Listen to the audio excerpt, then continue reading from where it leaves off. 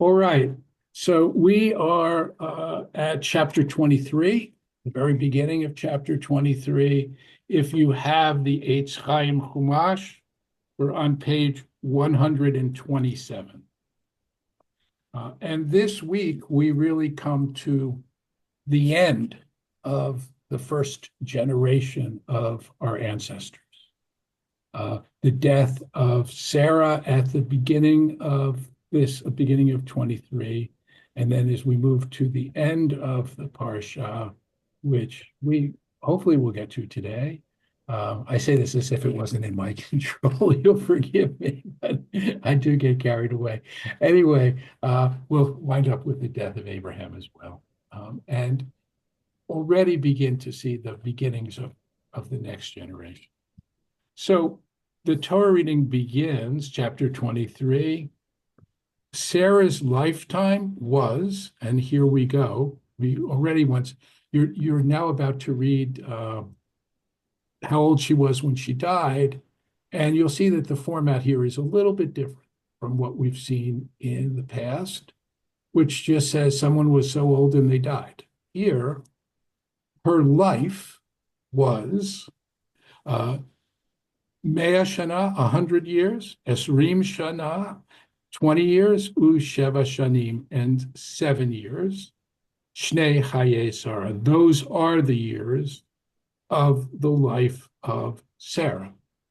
So it's really a long statement, right? She was 120 and 7. Those were the years of her life. Something very dramatic, formal here, elevated language. She must have been very important.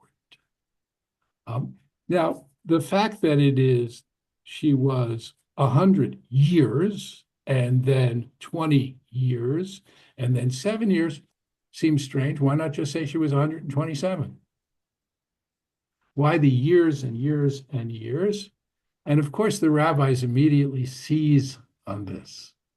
And they say when she was 100 years old, she was as beautiful as she was when she was 20 years old. And when she was 20 years old, she was as innocent as she was when she was 7 years old. So it's sort of a clever play. We know Sarah was an extraordinarily beautiful woman. So this is a way of saying that. And her innocence, is about character, I think. And so I would suggest to you, this is a eulogy. The rabbis are very briefly writing a kind of eulogy for Sarah as they look at this and tell us who she was. At any rate, V'tamat Sarah, and she died at that age, B'Kiryat Arba, in a place called Kiryat Arba. Arba, as you know, probably means 4 in Hebrew. So the place of 4 or the city of 4, and there are various suggestions as to what that might mean. It's a place where there was a confederation of 4 tribes or maybe 4 different lands or something. But it then has another name, and you get the sense this is a more recent name. In other words, back in the day, it was called Kiryat Arba, but now we know it as Hebron. And this will be the place where the patriarchs and matriarchs of the people of Israel are buried, with the exception of Rachel, who dies on the road and has to be buried separately. So this is an important place for the Jewish people. And we know it was an important place going all the way back. There's a tomb there was built in the time of Herod. There's evidence that Jews were visiting it way before then. And if you look at old depictions, Jewish depictions going back, over 1,000 years, and you see a picture perhaps of the temple and then Rachel's tomb. Seems to be a very iconic kind of place. And it is a place which has been extremely contentious in Jewish history. The Jews were allowed to go and visit the tomb up until the Muslims took it over, and that's already the 7th, 8th century of the Common Era. And that at that point, Jews were not permitted to set foot in the tomb other than to just go up a few steps. They couldn't actually visit the tomb. All of that ended in 1967 with the Six-Day War and the capture of the West Bank by Israel, but it still remains an extremely contentious and dangerous place for Jews to go. There are settlements there which are protected on all sides, and there's a sense that among many that those settlements shouldn't have even taken place because of the cost of defending them in modern Israel. You can, the last time I was in Israel, you could visit Hebron and go to the tomb, which I did. I have to say that during my visit, there was a loud bang, which was frightening. Turned out just to be a sonic boom, but it was, that's the kind of place it is. And there was a movie made about how delicate the interplay of sort of Muslims and Jews are in terms of control and use of that tomb. There's a kind of delicate balance. Some can go some hours, others can go other hours, a lot of guards and so on. I have to say, Israel could have when they captured this tomb, said, okay, we'll treat you the way you treated us for hundreds of years. And they didn't. Right? They continued to allow Muslims access to what is for them an important site. Also, because they view Abraham, I think Ibrahim, or Ibrahim as they pronounce it, as a prophet, and is mentioned in the Quran.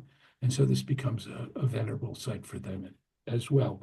So here we have, we're going to see now a negotiation for the purchase of this site. Abraham is going to buy it. And in so doing, we will see the acquisition of the first piece of Jewish property owned by Jews in the land that God had promised Abraham and his descendants. And it's really striking that he has to buy it. Right? Remember that this is the land God promised him. And there's a kind of irony in and that he isn't even able, without permission, to bury his dead wife. Right? I mean, imagine being given the land and then having to go through this, the uncertainty of knowing even if you could bury in the land. So Abraham, the next line is Abraham, Vayavo Avraham, and Abraham came to mourn for his wife and to bewail her. So he's not there.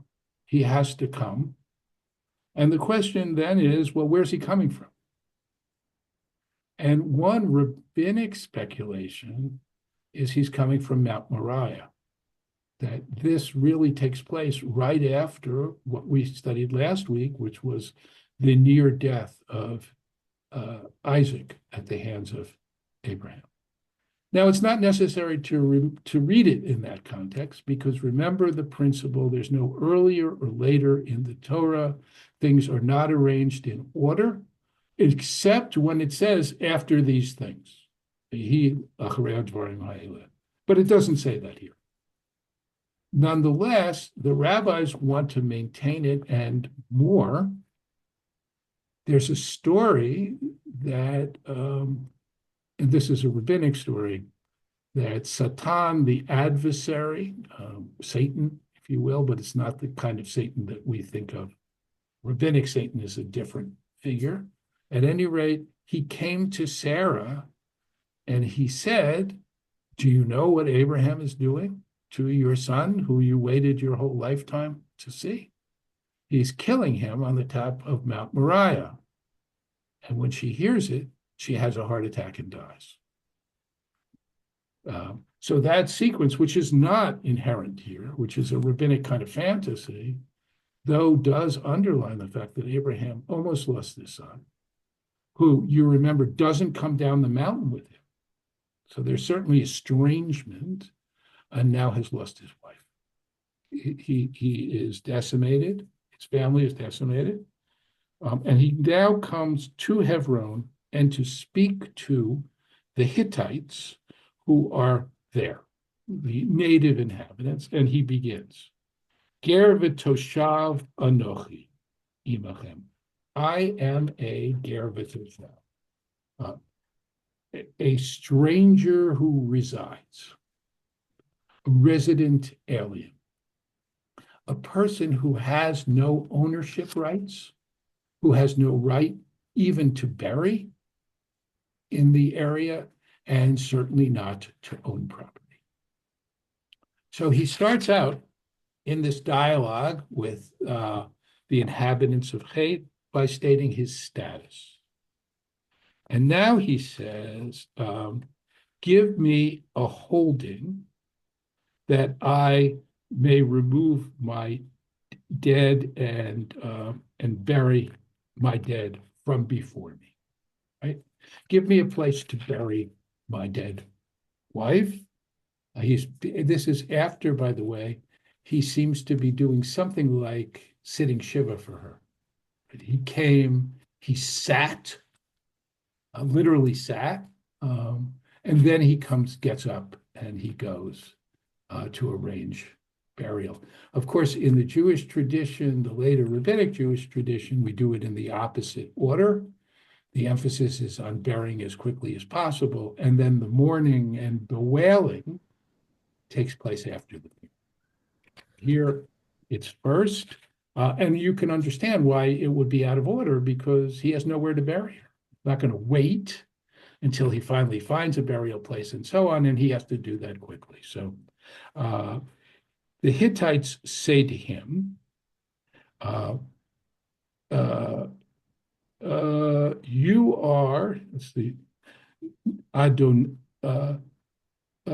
Shma'enu Adonai, hear, right? Legal pronouncement. It starts with that. We'll hear here and here and here. You are Nasi Elohim b'tochenu. You are elect of God among us. Remember that the word Elohim doesn't necessarily refer to God at all. It can sometimes be judges. It can mean great.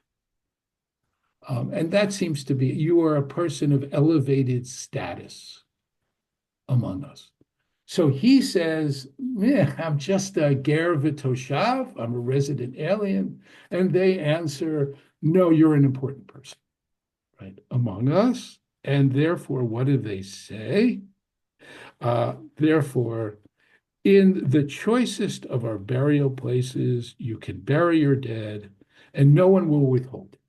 So Abraham now has the right of burial, but not the right to own the grave, right?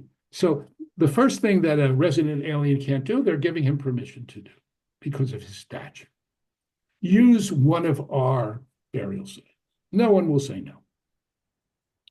And he bows down to the people of the land, the Hittites, and he says, and here he's upping the ante, right? He says, if you wish that I remove my dead for burial, he says, listen to me, and again the listen, and intercede with me with the son of Ephron ben Zohar. So he says, thank you. And if you want me to do this, then please intercede with me, plead with him, allow me to deal with him. Let him sell me the cave of Machpelah that he owns, which is at the edge of his land. Let him sell it to me at full price for a burial site. So he's saying Abraham is upping the ante, right? Not only they're going to allow him, he says, I want to buy this cave, which is at the edge of the land. Machpelah means doubled, a two-chambered cave that is at the edge of his land, the land of Ephron. So it's important, I think, that it's the edge of the land because in order to get to the cave, he'll simply be going through Ephron's land. Doesn't have to go through other people's land. He doesn't need right of passage, except in terms of purchasing the land from Ephron. And Ephron is right there. So he answers Abraham, and he says to him in the hearing or in the presence of the Bnei Het, the people of Het, lo, no, I give you the field and I give you the cave that is in it in the presence of my people. So the Hebrew is, what did Abraham say? Let him sell me. But that's not exactly what Ephron is saying. I'll give it to you. Now, the problem with being given the cave is that gifts can be rescinded. Who knows that the heirs will recognize the gift? There's nothing legal about the transfer of this property. It's simply a gift. And that's not what Abraham wants. So in verse 12, he bows to the people of the land, and he speaks to Ephron in the hearing of the people of the land. And again, he says, hear me out, right? Again, listen. All of this is very formal. And he says, let me give you silver, money, that I might bury my dread. Accept it. And now Ephron says to him, I love this. Right? He says, listen to me, he says. And he calls him Adoni, my Lord, very nice. He says, my Lord, listen to me. A piece of land worth 400 shekels of silver. What is that between you and me, right? So he's stipulating the price, right? You see this negotiation back and forth. And now finally we've gotten to the idea of an actual purchase, and the price is coming from the seller. Now, we know on the basis of archaeology, this is a lot of money. It's being held up, but it's a specific sum. And what we would expect at this point, anyone who's ever been to a market in the Middle East knows, 400 shekels of silver, that's very nice, but I'm sure you wouldn't want to insult me. You'd give it to me for 300 shekels, and so on, right? You would expect. It's not what Abraham does. He accepts it immediately, right? He's in a precarious position. He's gotten Ephron to the place of agreeing to the sale, and he pays out to Ephron. Literally, he weighs out Vayishkol.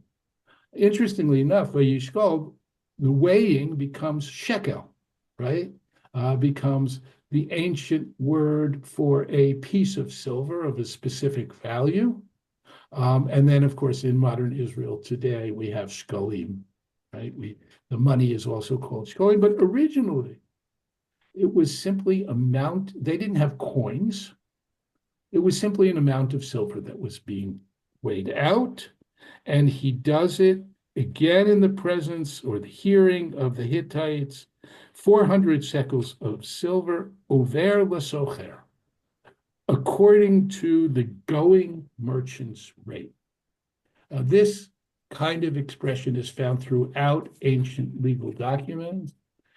Things are a bit, what is a shekel? Well, you use a scale, right? You put something on one side and you put the silver on the other. And the thing on one side could be of any weight that's called a shekel, right? Wherever you are. So here it's the merchants of Hebron, and it's what they call, you don't have universal weights and measure. It's according to the Hebron shekel, or the merchants' rate. And now we get what is essentially a deed. This comes at the end of the negotiations. I think this is fabulous because we actually here have the text of the deed that Abraham receives for the first piece of land acquired by Jewish people, the descendants of Abraham himself, in the land of Israel. And that's why we get this very formal repetition with specifics. Ephraim's land in Machpelah.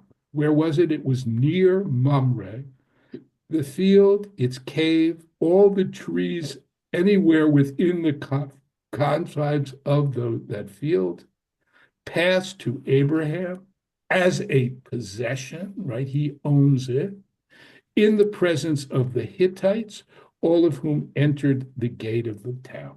So the gate of the town, I think I mentioned this before, is the place where legal transactions take place.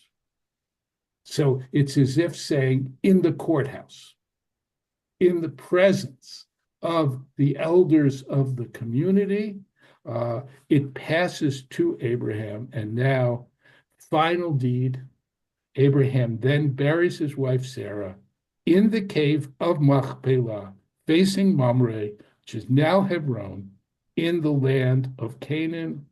Thus, the field with its cave, notice again the legalese here, passed from the Hittites to Abraham as a burial site. Okay, so we just witnessed an ancient Israelite negotiation. We're going to go on in a minute, but first, any questions, comments about this? About the purchase of this burial cave. Saul. Yeah, I just to confirm what you said about the word Elohim in the sixth sentence, Adoni Nasi Elohim Ata. The Hertz actually does the same thing you do. They're saying you are a mighty prince. Yes. Same thing. And by the way, this goes all the way back. You can't question is, how do you translate the opening verse, maybe the first verse or the first two, in creation, right? So Ruach Elohim mirahefet al pnei hamayim, either a wind from God hovered over the waters, the time of creation, or a great wind, a mighty wind. Ambiguous in that case, clear here that they're not recognizing. We think of Abraham as a man of God, a mighty prince of God, but there's no reason to believe that they do. They're just answering him when he says, Ger v'toshav anochi, I'm just a resident answer. They say, oh no, though you are not one of us, though you are not entitled to land, we'll give you the ability to use the cave or somebody's burial place because you are a man of stature. Myra. Yeah, I was, when you said contentious, gee, maybe 30 years ago, I was in Israel with my children and we went to the cave. And I remember walking down, and on either side were the Israeli soldiers. And we were in the cave, and our guide was talking to us, and an imam came along. And I never saw such hatred, and you could feel it coming off of him. And our guide said to us, don't say anything, just listen to him. Don't talk to him, don't fight with him, just listen to him. And, I remember, I think it's close to 30 years, and I remember that very, very well. And seeing this guy, it was unbelievable. Yeah. So I want to just make the point. Yeah, thank you for that. It just is perhaps the most explosive place in the land of Israel. Yes. Any other comments on go ahead, Francesca. So would this be the kernel of the very, very beginning of Israel having land? Or Yes. not really?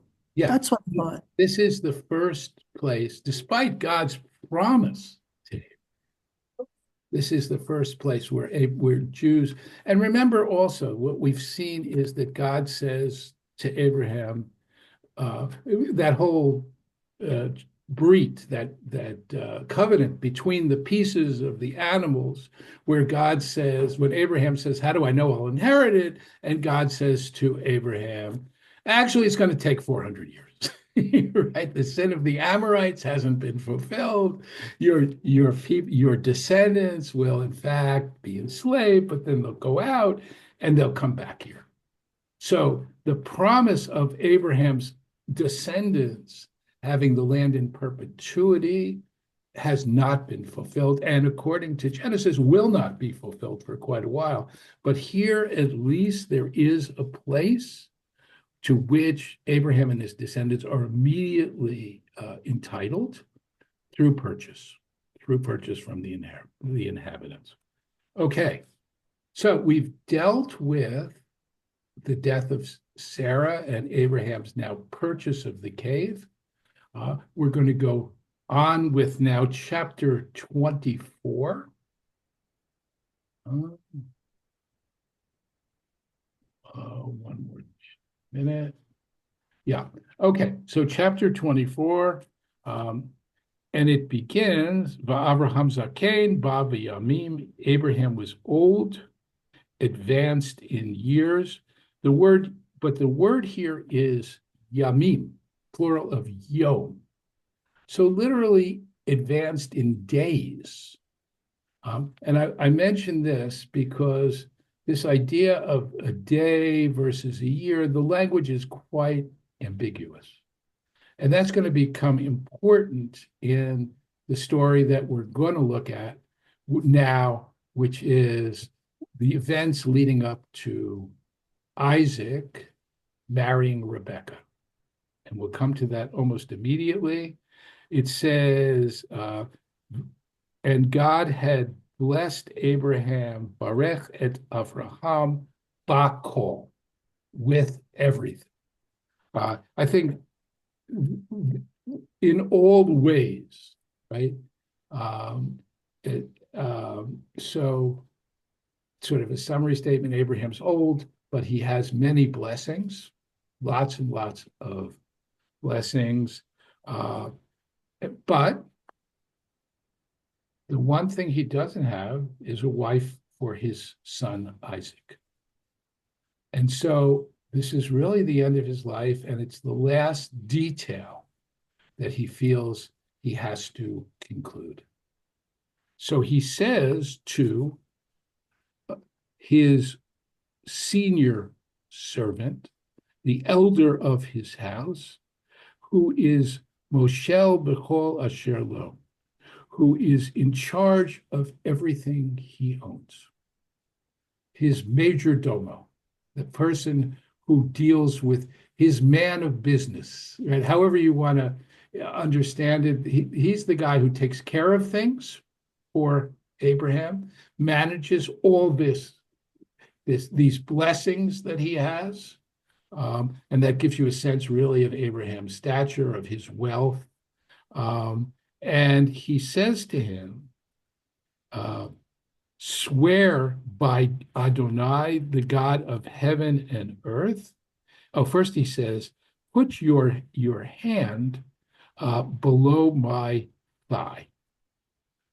So this is the way that this oath is going to be sworn.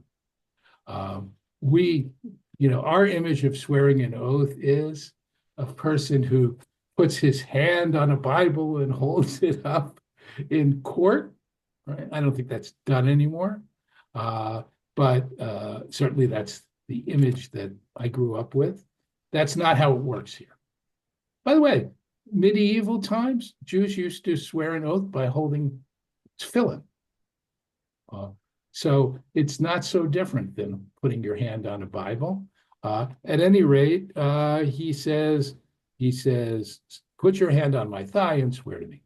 So what is the business with the thigh? Most commentaries, in fact, all really think that this is about genitals, right? So what does it mean? Put your hand on my genitals. Certainly there's nothing sexual at all about this.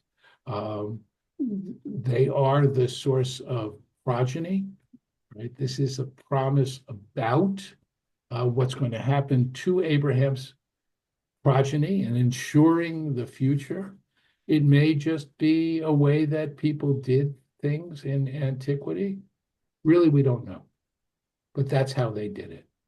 And we're going to see it again with when Joseph makes a promise to his father Jacob that he will not be buried in the land of Egypt, but that he will be taken back to be buried in the land of Israel. He says, put your hand on my thigh. So that's how it works. And what is the oath, right? That you will not take a wife for my son from the daughters of the Canaanites among whom I dwell, but you will go back to the land of my birth to get a son for Isaac. So Isaac is not to leave the land of Israel.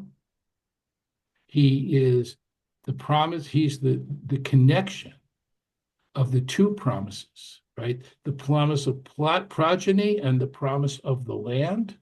And therefore, one has to live in the other. So Isaac can't go get a wife for himself. The servant has to do it. And he's going to go back to, and the Hebrew is important here, El Artsi ve'el moladiti, to my land, my birthplace. It's important because remember God's call to Abraham at the very beginning. Leave your house, your land, your birthplace, your father's house. Remember, da da da da da da. And here it's kind of the opposite. He's not going all the way back, but he's going back to the place of his childhood, to the land, and to get it. Now, we don't have a name on this servant. He's simply called the servant who is in charge of my house. You remember back when Abraham is talking to God, and God says, "I'll bless you." And with lots of stuff, and Abraham says, "What good is this? Because I have no children. Let Eliezer from Damascus, who is, in my household, let him be my inheritor." Right? So, is this the same guy? Probably. Probably. And if so, it's really ironic. The guy who Abraham was originally going to designate as his heir is now the guy who's going to arrange for the eventual birth of Abraham's descendants. First, Isaac will marry Rebekah, they will have children, and so on and so on. So there's a kind of irony if it's the same guy. The rabbis, of course, identify it as the same guy. And people, I've had so many people say to me, and then Abraham sent Eliezer to get a wife. Probably so, but that's not what the text says. That's reading into it. And the servant says, because the servant's about to swear an oath, he says, what if she won't consent to follow me? But she won't go with me, right? I'll find her. He doesn't seem to doubt that he'll find her. I'll find him a wife, but she may not want to leave. And then Abraham says to him, no way, you can take my son out of here. So the Lord God of heaven, who took me from my father's house and my native land, again, that reference, and who promised me on oath, I will assign this land to your offspring, He will send his angel before you. You will get a wife for my son from there. And if she doesn't want to follow you, then you are clear of this oath. Do not take my son back. And he puts his hand under the thigh of Abraham and he swears.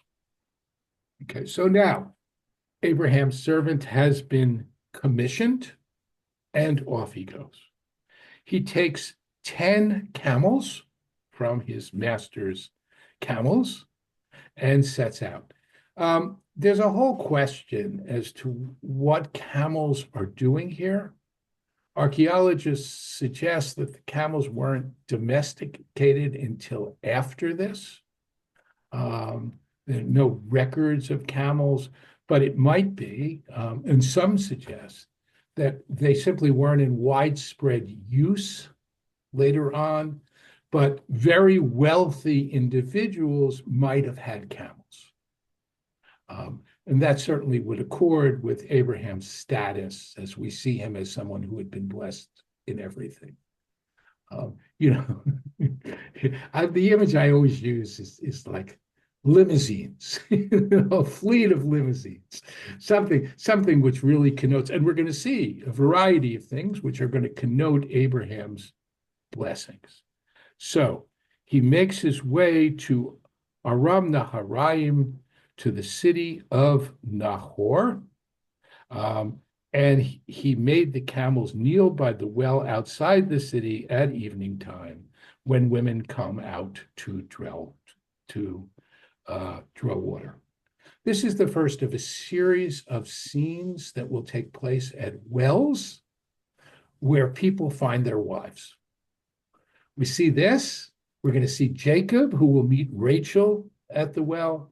And then Moses also will meet his wife at a well. And by the way, pretty good place you're going to go find a girl, right? Today we'd go to a mixer or something like that, right? Here, or I don't know, go on JDate, I don't know. But here, if you wanted to find women were the ones, that was their household task, by and large. They would go down, thank God we have plumbing, indoor plumbing, but this was a big deal. They would go with carrying a large water jar on their shoulders, and they would go down to the well and fill it. And they would do it towards evening when the heat of the day had dissipated. And so Abraham's servant is there, and he offers a prayer. This is the first time that anybody prays in the Torah. It's quite striking. It's Abraham's servant. That's striking as well. And this is an invocation now to God for a personal need. Individual petitionary prayer. Now, this is something we think is extremely common, but at least in this context, it doesn't seem to have been. There seems to be something. And what does he do? He says, give good fortune this day, because he's at the well today. Deal graciously with my master Abraham. Here I stand by the spring as the daughters of the townsmen come out to draw water. Let the maiden to whom I say, please lower your jar that I may drink, and who replies, drink, and I will also water your camels. Let her be the one you have decreed for your servant Isaac, and I will know that you have dealt graciously with my master. So he's setting up a way of discerning who the right girl is, who is intended. I want to emphasize, by the way, this is an arranged marriage. It's an arranged marriage which is going to end up in love, but it's an arranged marriage. When we come to their son, Jacob, it's not an arranged marriage. Jacob's going to fall in love with Rachel, fall deeply in love with Rachel, and get Laban to consent to allowing him, and then gets tricked in the process, right? So I want to emphasize this because people sometimes think, well, back in the day, marriages were all arranged. Today we have love matches. Well, first of all, if you go to the Haredi, ultra-Orthodox communities, they're still all arranged. And beyond that, we have evidence of love matches here in the Torah as well. At any rate, this is a test. So let's look at the test. First of all, it's a person who is going to offer hospitality. And we know that that was the hallmark of Abraham's family. We saw it with Abraham and the three angels. We saw it with Lot in Sodom, who the strangers come, same angels actually, two of them, come and offers hospitality. So one thing that we're looking for is a person who's hospitable. Hospitable to an extreme. Because the test is not just that she'll offer him water, but she'll offer the camels water. Camels drink a tremendous amount of water. About 25 gallons after they've been on a desert journey. Takes them about 10 minutes to drink 25 gallons. There are 10 camels. This woman, if she's going to pass this test, is going to draw out 250 gallons of water over a period of 10 minutes, of a period of 100 minutes. Right? This is hospitality on spades. And by the way, she'll have to be strong, right? And capable, right? So this is not a small test. It would be hard to believe that a woman would do this. But after all, the servant is saying to God, let this be the test, because servant really wants to know which is the right girl. Okay? He had scarcely finished speaking when Rebekah, who was the daughter of Bethuel, who was the son of Milcah, who was the wife of Abraham's brother Nahor, came out with a jar on her. This woman has yichus, as they say, right? Abraham says, go back to my native land. And he heads for Nahor's household, and he finds a woman who has a perfect pedigree. Right? Now, he doesn't know that. But we know it because that's what the narrator is telling us. And then, she's got the jar on her shoulder because she's coming out to get water. She was very beautiful. Not only that, she was a virgin. Perfect. She's got it all.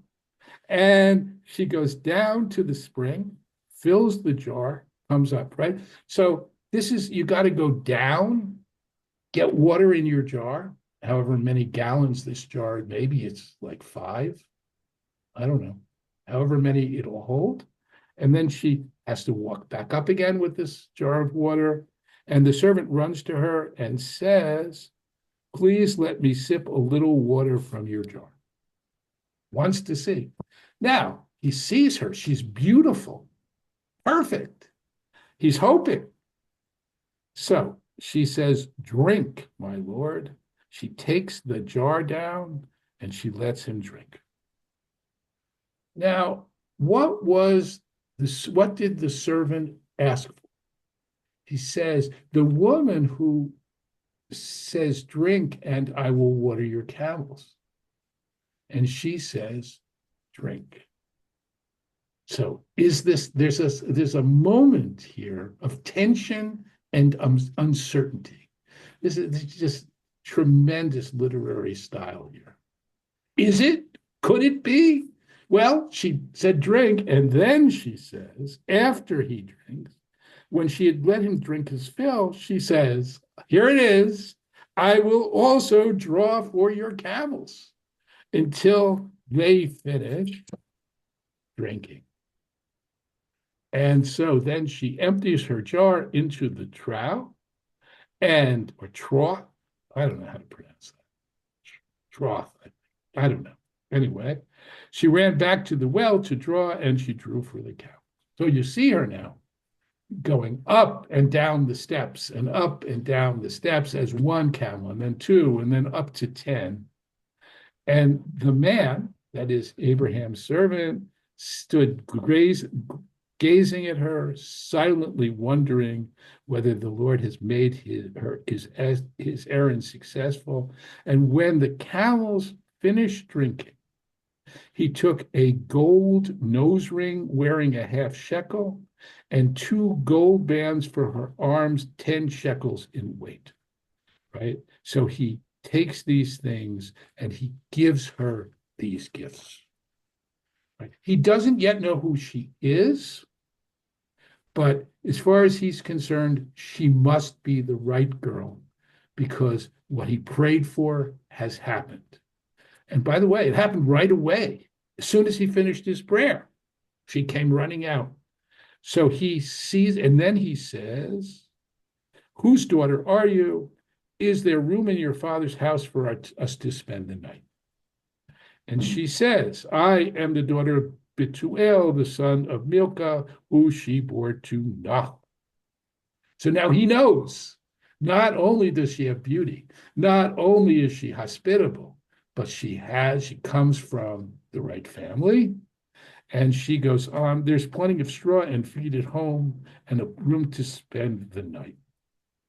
She immediately offers hospitality, and the man bows low in homage to God, and he says, "Blessed be the Lord, the God of my master Abraham, who has not withheld his steadfast faithfulness from my master," right?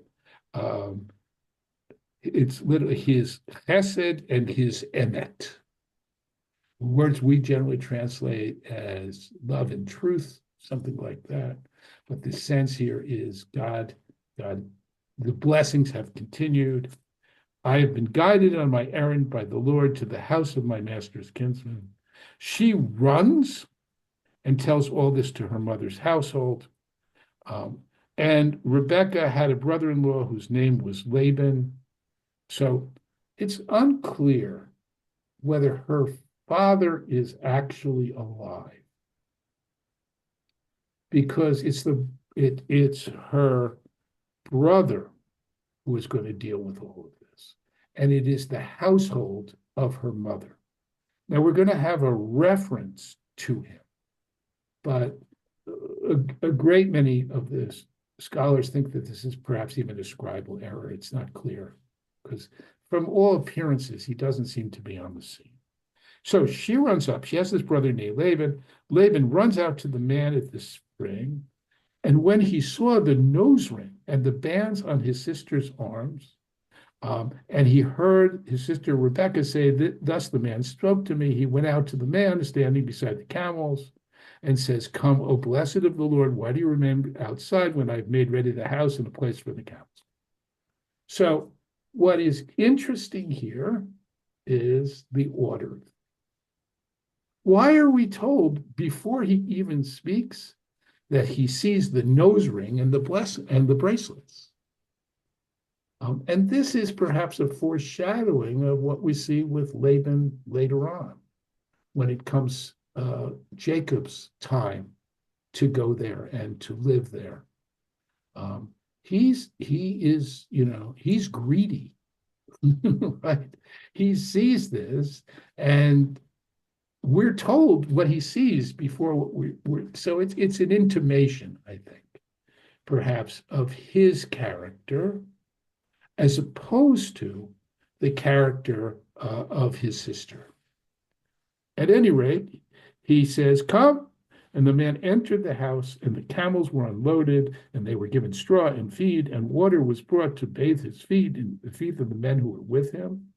But when the food was set before him, he said, "I will not eat until I have told my tale." And he says, "Speak." "And now I am Abraham's servant. The Lord has greatly blessed my master. He has become rich," right? This is the first time that we have a sense of this. He has given him sheep, cattle, silver, gold, male and female slaves, camels and asses. And Sarah, my master's wife, bore my master a son in her old age, and he has assigned to him everything he owns. So he's laying it on thick. He wants this to happen. And he's saying, my master has, you wouldn't believe how much silver and gold he has, and all of it is going to his son. And the sense here is, and if your daughter, your sister rather, is lucky enough to marry his son, wow. Okay. So my master made me swear, you should not get a wife and son from the daughters of the Canaanites in whom land I dwell. You should go to my father's house, to my kindred. And I said to my master, what if the woman does not follow me? And we're going to get a repetition here with certain slight differences, given who he's speaking to. This seems to us a little odd, but it was the style. There are all kinds of ancient tales where we get this kind of repetition. There's a certain delight almost in it. And it also mirrors a little bit of the repetition that we saw in the preceding story, as we were given first all the details of the exchange to purchase the cave, and then we get the details again. Although there it's really in the form of a legal deed. And he said, the angel whose ways I have followed, the Lord will send his angel, make your errand successful, and thus you will be freed from this oath. But if he won't come back, if she won't come back, you're free. Okay. And then he came to the spring, and he, sitting by the spring, he says, let me drink a little water. You may drink. You also the camels, let her be the wife. I had scarcely finished praying. Rebecca comes out. I say to her, give me drink. And she quickly lowers the jar and says, drink, and I will also water your camels. This is, in other words, he's compressing it so that what she did looks exactly like what he prayed for. There is no pause in between. So I drank, and she watered the camels, and I said, whose daughter are you? And then I put the ring in her nose and the bands on her. So the order is reversed. I wanted to know, of course, her pedigree before I would be giving her gifts, right? In other words, in retelling the story, Okay, sure. he's saying that that the important thing wasn't an afterthought to find out. But of course, I wanted to know, who she comes from. And then I gave her the ring on her nose and the bands on her arm, and I bowed, Lord, in homage to God, God of my master, who led me in the right way. And if you mean to treat my master with kindness, tell me. If not, let me know so I can go somewhere else. And Laban and Bethuel, as I suggested to you, this is her father and probably not on the scene, say, the matter was decreed by the Lord. We cannot speak good or bad. It's out of our hands. You've given this testimony. There's nothing that we can say. Here is Rebekah. Take her and go. Let her be a wife to your master's son, as the Lord has spoken. And when Abraham's servant heard their words, he bowed low to the ground and before the Lord, and he brings out objects of silver and gold and garments and gives them to Rebekah. This is the classic gift being given to the bride by the prospective groom, and we know this was done. And he gives presents to her brother and her mother. Again, note the father's missing. It would have been appropriate. Gives presents. So, and here, this is typical. This is later called the mohar, the bride price. This is, in a sense, compensating them for having raised her. He and the men with him eat and drink. They spend the night, and when they arose the next morning, he says, "Let me go back." But her brother and her mother say, "Let her remain with us for 10 days, and then you may go." But of course, as I mentioned earlier, days is really ambiguous. Could mean 10 months. It's not clear. A time. He says, "Don't delay me. Now that the Lord has made my errand successful, give me leave that I may go back to my master." So I think it's striking that they want to delay him, because in the next generation, that's exactly what Laban does to Jacob. He doesn't let him leave. He keeps changing the deals. And finally, Jacob has to sneak away with his wives. So we're seeing a foreshadowing of that here. And then sort of another stalling tactic, they say, well, let's ask her. The deal has already been made. It's not like they need her consent. But the question is she prepared to leave right now?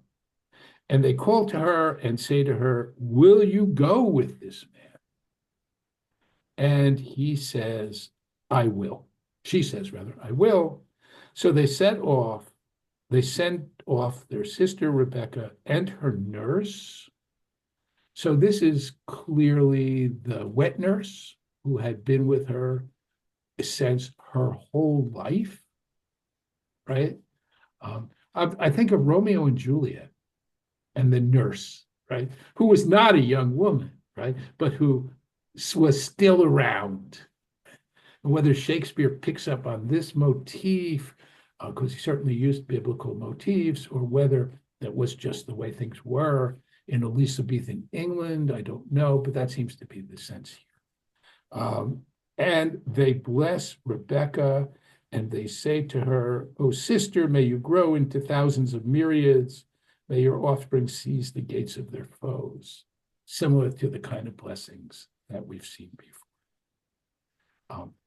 It's interesting that there is a Jewish custom that before a wedding, the bride is veiled by her husband, which is called a bedecken, Yiddish word. And then her family blesses her and uses some of this language, even today, at a traditional wedding, the blessing which is given to Rebecca as she is about to set off. I am, believe it or not, going to stop here. I'm going to leave you hanging until we get to the meeting of Rebecca and Isaac, because we're out of time and it's not something I can do in 5 minutes. So we will pick up with that and then look to what happens with the rest of Abraham's family and his ultimate death next time. And now I'm going to open it up for your questions. Just give me a second. Yes, questions, starting with B. Go ahead. Is it true, or am I mixing it up? Was she 3 years old? Okay, so the truth is, it's not true, and you're not mixing it up. How many 3-year-olds do you think could water 10 camels? Could carry such a bag? Or carry this on her, imagine the 3-year-old's shoulder, right? Clearly not. However, if you look at the genealogies and you look at the ages of people, it turns out that she's a little kid. And so the Midrash, which is attempting to deal with those genealogies, posits this ridiculous idea that she was 3 years old. Right? So, I mean, you could see why they don't want her to go off right away, I guess. This is a long journey, but it just, and it really goes back to the fact that you can't take these genealogies seriously. You really can't. They're just not, either they're different traditions which have been commingled, or they're symbolic and not, they indicate something, but not actual chronology. It's hard to say. But that's where the idea comes from. It's in the Midrash, and it's completely implausible. Saul. Yeah, Bethuel is mentioned very briefly as the mom, but Nahor is not mentioned at all. Yes. Well, so Nahor is probably not on the scene. Maybe deceased. Hard to know.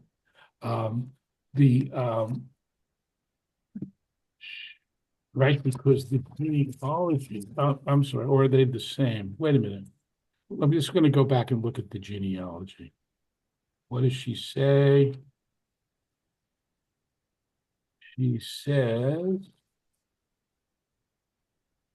says, I am the daughter of Bethuel, who was the son of Milcah, who she bore to Nahor. Right? So we're going back generations here. Oh. Okay.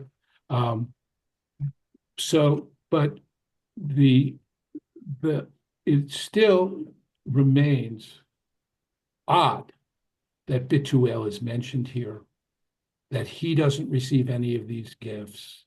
All of that suggests that it probably doesn't belong there at all. Okay, other questions. Sandy, then Francesca. Is there a principle, Rabbi, that you're supposed to feed your animals before you eat? Yes. And is it different with drinking? Because she gives him, Yeah, no. it's not her animal. It's not her animal. Right. No, but the tradition is clearly food, rather than water. I mean, the assumption is animals are getting water all the time, perhaps. One assumes they're going to take these camels back. They're given straw, whatever food they eat, and then they're going to go. But those traditions are rabbinic. But it is definitely a rabbinic tradition that you feed your animals before you eat. And I think it is part of this idea of respect for animal life, not causing pain to animals, all of that. It's the rabbis, although they allow slaughter, they want to make sure that it is done in a way that is humane as possible. The animal shouldn't suffer, all of that. Okay, Francesca. Why would Abraham forbid Isaac to go with the servant to look for the wife? Because Isaac is not allowed to leave the land. Because Isaac, there are two blessings. One is progeny, the other is the land. The two are tied together. So the need is to go back, but Isaac can't go. So Isaac cannot choose his own wife. And by the way, the idea of an arranged marriage is not unusual, right? In fact, if anything, in the next generation, the love match between Jacob and Rachel might be a bit more unusual. Anything else before we wrap up? If not, great to see you all. We will meet again next week, but as I mentioned at the beginning, we are going to be skipping the following week as I will be out of town and then come back immediately. So we're only going to miss 1 week. And I will send you a reminder, as I do each week, of the class and a reminder of when the class is not. Have a great week, everybody. I hope Thank you, Rabbi. Thank you, Rabbi. next week. Bye. Good week.